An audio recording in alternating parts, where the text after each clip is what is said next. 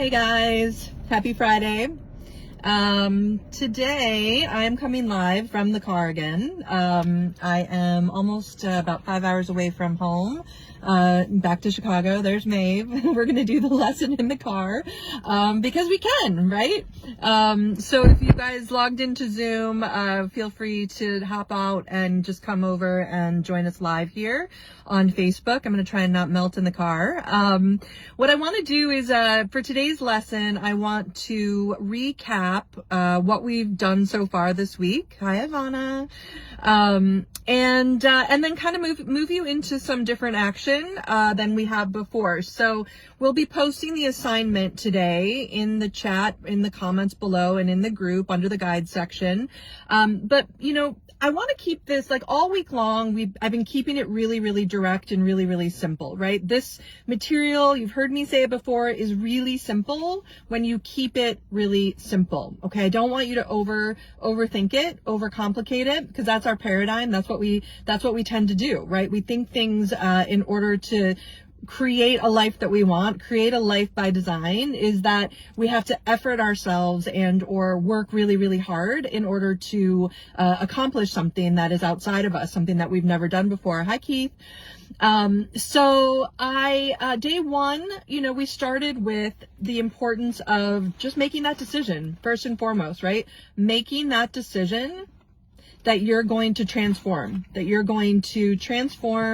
from who you are into a life by design, a life from the standpoint of creation and self-expression, right? And not being a product, a victim, or of our circumstance or our environment. All right, which is mostly how we normally live. So let me know if you guys have any issues with the audio. I'm gonna I just turned my car back on because it's a little toasty in here.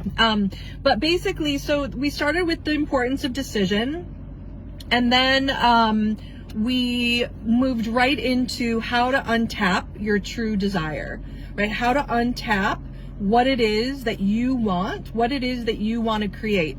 Okay. And that's such a simple and important step to really go within and pull from within, because it's not, I have found that with the clients that I work with is that most people will really, thank you, Keith, most people will set goals based off of the expectations that others have of them, and or what they think they can achieve. They don't take themselves to that place, right? Building that like illogical image, right? Like an image that like, how high can you take this? How far can you really, really take what it is that you want to create for yourself? And so you got to go into that desire, and then from there you set the goal, right? There you set the goal, and the goal becomes your target. It becomes your aiming point. I was talking to a client earlier this morning, my first call this morning at 7. We just got on the road at 5 and stopped just for a couple of client calls. And the client that I was talking to, I don't think he would mind me sharing, but he's very reluctant and hesitant to set a goal. Right? He's achieved success in his life, but there's some sort of resistance, some sort of blockage around actually setting the goal. And I find that it's usually because it does feel silly. Like it feels like you're going somewhere within you first that you've never been. And so then what happens is the paradigm comes in. Right? We've talked a lot about paradigms on day 2 and how you're programmed. And this is how simple it is. And it happens so quickly. Okay. You set the goal, like you go within, you have the desire, you set the goal, but it feels uncomfortable, right? There's a little bit of fear involved. There's a lot of programming involved, but then the fear comes in like so subtly that you almost don't recognize it. And you don't, identify it as fear usually, because when we think of fear, we think of something that's like big and scary, but it can happen in like the smallest ways too. And so that's why I find that people don't actually end up going after what it is they truly want, because even the slightest bit of fear that comes in is going to hold you back and keep you in your comfort zone. And that's exactly what I told him today. I had to get a little tough with him and just say like, enough, like we've got to set this goal. right? You have to set it, right? And then move into action, right? Then move into action with building the self-image, which we talked about yesterday.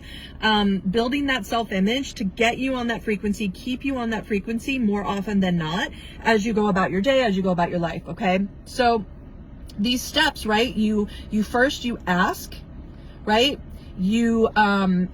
As Abraham Hicks pointed out, she says, first you ask. So that is the goal, right? You say, this is what I'm doing. This is what I'm going after.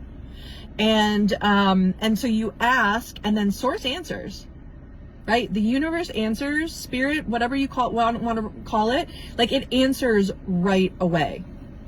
That's exactly how it happens. However, what happens though, for most people, is the paradigm comes in and it tries to trick you and tell you all the reasons why you can't have something. So there's this false perception that we are separate from what it is that we desire, but in actuality, we're one. Like the fact that we can conceive it means that we can achieve it, right? As Earl Nightingale said, like if you can hold it in your mind, the image in your mind, you can hold it in your hand. And I know that sounds, nice and it's kind of like a catchy thing to say, but it is 100% true when you really lean in and open yourself up to the process. Okay, you open yourself up to doing the work. Okay, and it's not always going to be comfortable. And that's why coaching and mentorship and getting in the right environment, I talked about that yesterday as well. Like, your environment is your destiny. Okay, it is imperative that you put yourself in an environment that's conducive to your growth. Okay, there's no, you can't halfway do this. You cannot halfway do this. Either you're all in or you're all out, because how you do one thing is how you do everything. So if you're gonna, set a goal and then maybe create an image and then maybe do some of the work here and there, but not actually open yourself up to the art of allowing, which is what I want to talk about today, and the surrender and the letting that needs to happen. And that's step 3, right? So you ask, source answers, and then step 3 is you allow. And the allowing place is a challenge for people to really get to. Okay, it's a challenge because again, going back to what I said in the beginning, we feel that we have to effort our way and will our way towards our goal because there is a conditioning there that tells us that things need to be hard in order to be worth it. But I promise, when you really understand and you really get this material, I promise you that is not how it has to be. And so that it comes down to your beliefs. Right? If you believe it needs to be hard, then it'll be hard, right? But if you change that belief, right? If you change that concept that you hold of that idea, then you can change. It can change just like that, right? Just like that. Okay. So, I wanted to share that. The fear, the doubt, the worry. So ask yourself, like, a really good question to ask yourself is, as you go about your day and you're making decisions, is, am I making my decision coming from a place of fear, or am I making my decisions coming from a place of love? Right? Am I asking, again, ask yourself, like, am I making, my decision from a place of fear or a place of love? And I ask that because even with goal setting, even when you decide the one thing that you're going to trade your life for, right? Because we're spending the time anyway, right? We're spending the time, so you might as well go after something that's really worthy of you. Lesson 1 in Thinking into Results, the 6-month program that I coach, is all about a worthy ideal. That's the title of it. And so when you really think of it, it is a goal, but it's not just a goal. Like, it's an ideal, right? And it needs to be worthy of you because you're going to be spending your time, going after it. And that's where the fun is, right? If you really, really are open to this, like, the fun is in figuring it out. All right. I promise you, like, the fun is in figuring out how you're going to get to your goal. But if you're not having fun, it's going to feel like effort, right? And then a lot of times, you'll go back into safety, you'll go back into your comfort zone, you'll go back to what is familiar, because it feels better. But the truth is that if you're really stretching yourself and digging deep and pulling, that self-expression of what it is you desire, you're going to be uncomfortable.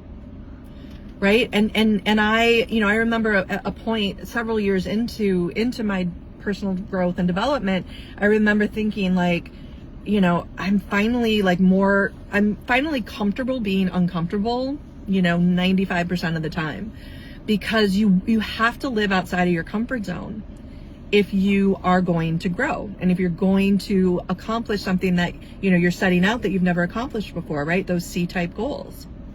Okay. So it's, it's the decision, the desire, the goal, right? The self-image, understanding the programming, understanding the self-image, which is a part of the programming. So all this is it's an awareness, right? That's what we're doing is we're even with the training this week and the trainings that we've done is we're opening you up to a new level of awareness within yourself. Okay, this is all about you. This is all about understanding you and understanding what it is you want, why you're here. What are you here to express? What are you here to create? What is it that you want to design? Excuse me. And so that's what this is about. It's about you. This is not about me. This is not about anybody else in this group. You are here for a reason. Right? And I really encourage you to open up to the possibilities of what that might mean. Like, what is that reason? Why are you here? Are you here just to learn? Like, just take in information? Are you here to really experience something? Are you here to truly transform who you are and your mindset?